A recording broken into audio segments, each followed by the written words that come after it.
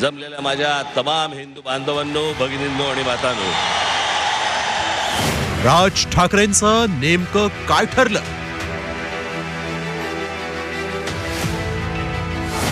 मनसे महायुतीत सामील होणार?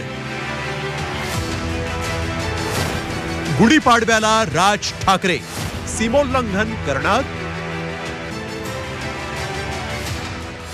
आता वेळ आली आहे नक्की काय घडलंय, नक्की काय घडतंय हे सांगण्याची. मनसेच्या गुढीपाडवा मेळाव्यात राज ठाकरे नेमकी काय घोषणा करणार याची उत्सुकता तमाम महाराष्ट्राला. लोकसभा निवडणुकीच्या तोंडावर शिवाजी पार्कवर होणारा मनसेचा हा गुढीपाडवा खास आहे. कारण या मेळाव्याआधी पडद्याआड बरंच काही राजकारण घडलंय. राज ठाकरेंनी काही दिवसांपूर्वी दिल्लीत जाऊन केंद्रीय गृहमंत्री अमित शहांची भेट घेतली. तेव्हापासूनच मनसे महायुतीत सामील होणार. राज ठाकरेंच्या हातात शिवसेना येणार. मनसेचे उमेदवार धनुष्यबाणावर लढणार इथपर्यंत तर्क लढवले गेले. मात्र त्याला 2 आठवडे उलटले तरी पुढे काहीच घडलं नाही. मनसेच्या आघाडीवर चिडीचूप शांतता.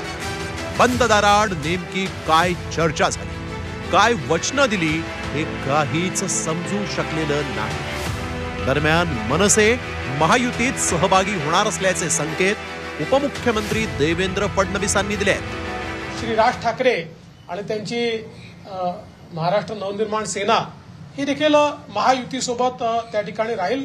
मोदीजींच्या सोबत राहील. मोदीजींना त्यांचा पाठिंबा असेल. अर्थात त्यांचा पक्ष आहे, त्यांना निर्णय घ्यायचा आहे. पण माझी मात्र निश्चितपणे त्यांच्याकडनं ही अपेक्षा आहे की यावेळी त्यांनी मोदीजींना पाठिंबा दिला.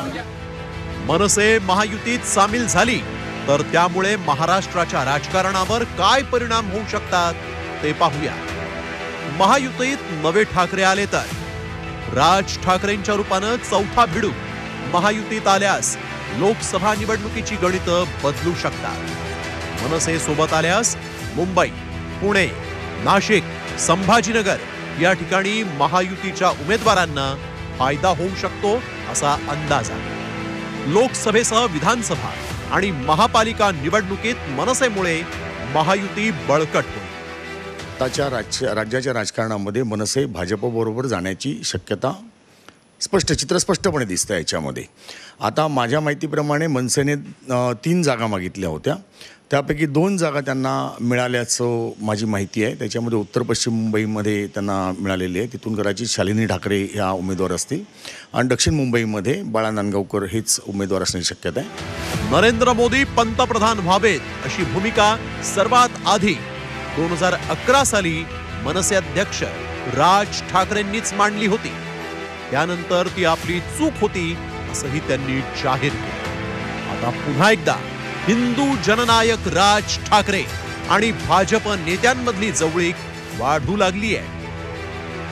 उद्धव ठाकरे भाजपापासून दूर झाल्याने राज ठाकरेंच्या रूपानं नवा ठाकरे महायुतीत येणार का? मनसे भाजपाला पाठिंबा देणार की मनसे लोकसभेच्या निवडणुकीत अलिप्त राहणार? या साऱ्या प्रश्नांची उत्तरं गुढीपाडव्याच्या सभेत मिळणार आहेत. व्हिडिओ जर्नलिस्ट मनीषसह कपिल राऊत, झी मीडिया, मुंबई.